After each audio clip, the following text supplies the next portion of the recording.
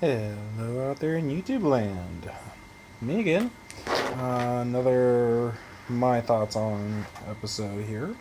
Um, I only got one comment on the last episode, and it was a troll comment. So I guess I'm officially a YouTuber now. I don't know if that makes me officially a YouTuber or not, but trolls seem to only appear frequently on the bigger channels. So I'm amazed that my first and only comment on a video was a troll comment, a rather lewd one at that. So I immediately deleted it and went about thinking about another topic to talk about. And this week, I'm going to be talking about something a little deeper, a little more meaningful. It is basically the topic of responsibility. Um, Looking around the internet for topics, just Google searched hot topics in the news, right? In the news. And topic that was listed on a news site was research shows that budget cuts are responsible for an increase, may be responsible for an increase in STDs. Um, it went on to explain how it came to that, what the budget cuts were referring to, all that sort of thing. That's not the main uh, issue I have with it. I mean, yeah, budget cuts are bad, and the STDs are bad. It's all bad. The main issue I have is people don't want to take responsibility and put the blame where it actually belongs, which is sin.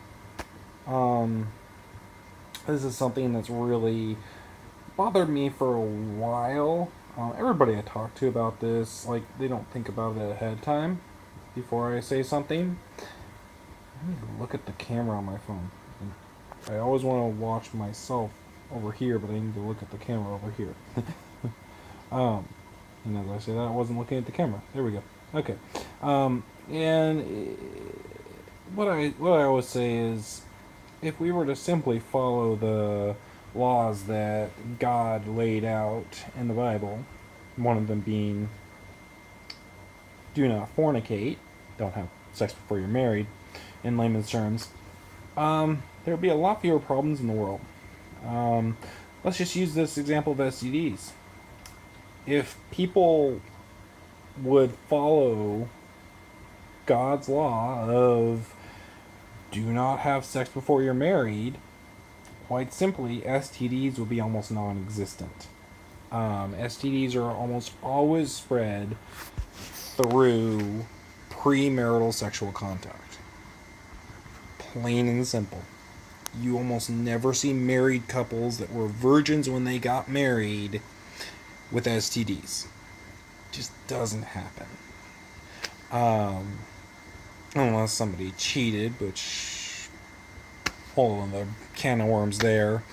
But it really comes down to people don't want to take responsibility. Always want to shift the blame onto something else. In this case, budget cuts. Oh, budget cuts caused this increase. This increase in the amount of STDs. Okay. Um, no. The actual cause of that increase is more people being more free about their sexuality and having more sexual partners. Um, Over the last several years, I've seen monogamy falling more and more and more out of popularity. People are pushing for polygamy. People are pushing for um, polyamory, um, multiple partners being okay, being accepted. It's more and more and more popular now to not be monogamous, to not do things God's way. Putting it simply. And so we have these people who are having multiple sex partners, often at the same time, or over a short period of time, getting STDs, and the spread of it is a result of budget cuts. They want to blame something else. They don't want to take responsibility for what they have done, for not following God's laws, because, I don't believe in God. Sorry, your lack of belief does not dictate reality. Nobody's belief or lack thereof dictates reality. The reality of it is, God's rules, God's laws are not put there to keep us in check or to be a killjoy or to be a party pooper. They're put there to protect us. You don't tell a child not to touch a hot stove because it's something fun that they should do, or it's something that would be fun for them. You tell a child not to touch a hot stove because it'll hurt them. Plain and simple. God tells us not to do these things, not to murder, not to kill, or not to steal, not to commit adultery, not to fornicate, not to lust, not to hate each other, not to anything that God has told us not to do is for a benefit. It's to help us. I mean, it's really one of those things where people don't want to see that. They want to live their life the way they want to live it without any consequences, which is ludicrous because there are consequences to pretty much everything. But they want to feel like there are no consequences. They want to not have to think about it. A common thing I hear a lot is from smokers. I'll point out to them, it's really bad for you. And their response will be, I'm gonna die anyway. It's like, yeah, you are gonna die anyway. If that's your mentality, why don't you just go drive a car 200 miles an hour down the freeway? That's fun. That would be a lot of fun. Until you had the probably rather immediate consequence of crashing into a barrier because you lose control of the vehicle and probably being severely injured or killed. See, the real mentality here isn't, I'm going to die anyway. The real mentality is, I don't care about the long-term consequences. I'm having fun right now. I'm having fun right now. I'm going to do this because it feels good. And I don't care what the consequences are long-term because I can't see them immediately. Whereas with driving the car 200 miles an hour, while some people would do that, unfortunately, there are almost immediate consequences, and people see that. They don't want to look at long-term consequences because they're the really scary ones. They're the ones that you have to live with the rest of your life. And we don't like that. Because it makes us look at deeper issues. Like, for another example, a lot of people, let's go back to the fornication, the premarital sex thing. I'm not going to pretend I'm perfect. I've done that. I was with a woman. I thought I was going to marry her and made some poor decisions. Fortunately, I did not have any consequences from that. No long-term effects other than some brokenness that God is working through with me. I've come a long way. Really, really long way. But there are people who just see no problem with sleeping with 10, 20, 30 women. The mentality now is, oh, well, I can't get married until I've slept with them because I have to test drive, right? I have to make sure we're compatible.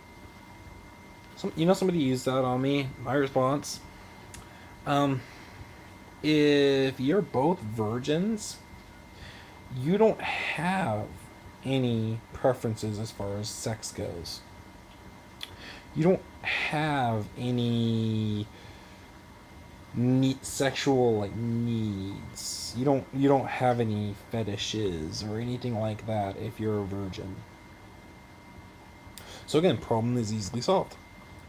Follow what God says. Do what He says, and it'll be better off for you. You'll end up way better off. I know so many people who just sleep around. Like my coworkers, I've had coworkers who just sleep around, and they act happy, but when I look them in the eye, when I'm talking to them, they're empty. They're trying to find fulfillment. They're sleeping around or living with their boyfriend or girlfriend or just having one night stands and all that. They act happy. Try to act happy and smile and say, "Oh yeah, it was so good." Blah blah blah blah. "Oh yeah, the strip club was so awesome last night." When you get down to it, they're empty. It's not fulfilling. It's just not. There's an emptiness, and if you really back them up to a wall, if you really get down to the brass tacks of it, they'll admit it. They'll admit that they don't have fulfillment, that they feel like something missing in their life. They don't know what it is. If they do, they don't want to admit it because heaven forbid we actually need God. But there's an emptiness. I can see it in their eyes. I've always been able to see that in people.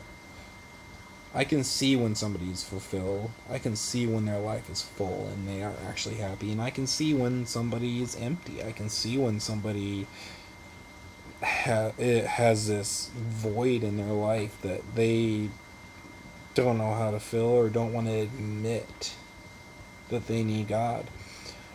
Even people on TV, like I'll watch a video of Richard Dawkins debating somebody, or Christopher Hitchens, or some other atheist, and yeah, there's a lot of anger there, but beyond the anger, behind the anger, there's a massive hole. There is a massive amount of emptiness in their lives, and it just consumes them and it hurts them, and they're angry, and because they're hurt, they hurt others. Hurting people hurt people. I see so many people that just sleep around. They are broken inside.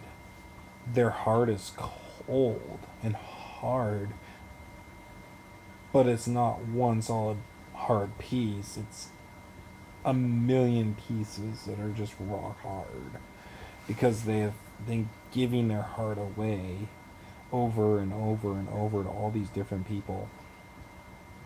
And there's only one person who can heal that. That's Jesus. That's God.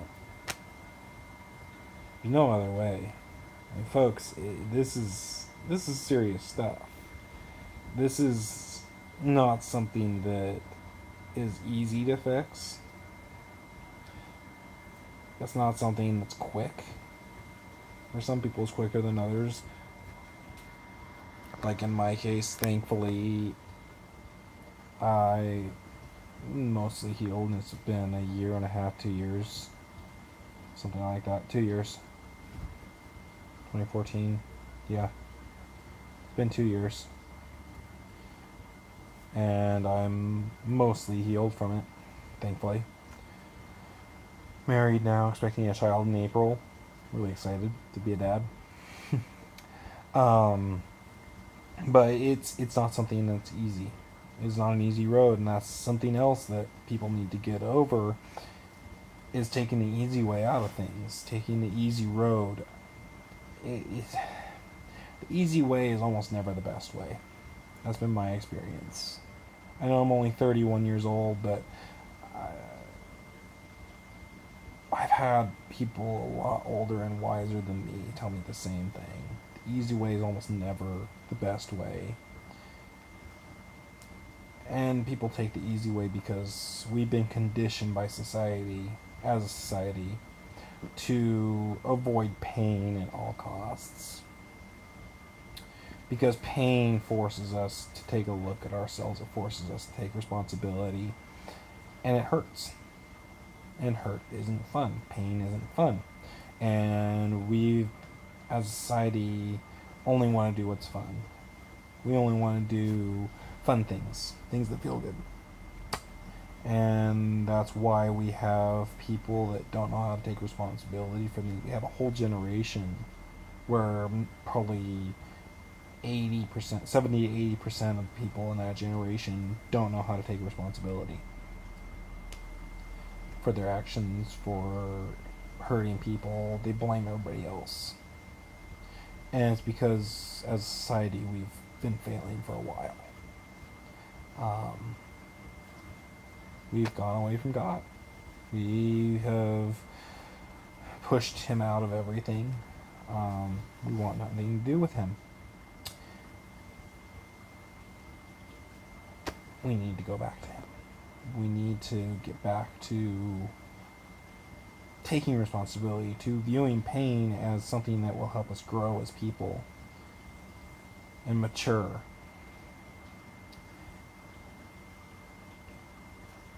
That's really the bottom line of it. We need to stop fearing pain. We need to stop avoiding it. And we need to start taking responsibility for what we do. And really taking a hard look at things that we do, or things that we want to do. And we need to get back to God. No politician, no policy, no government can save us. Only God can. So, those are my thoughts for the day.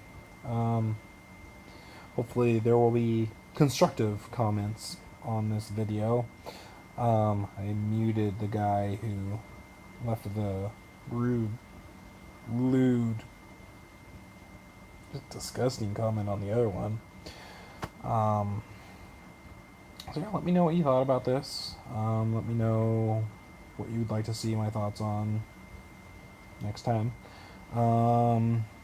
Once I get it, I only have I think I only have 3 or 4 subscribers right now. Once I get probably 15 to 20 subscribers, I'll do a live stream. That could happen within the next couple days. So yeah, and also let me know if there's anything I can pray for you guys about.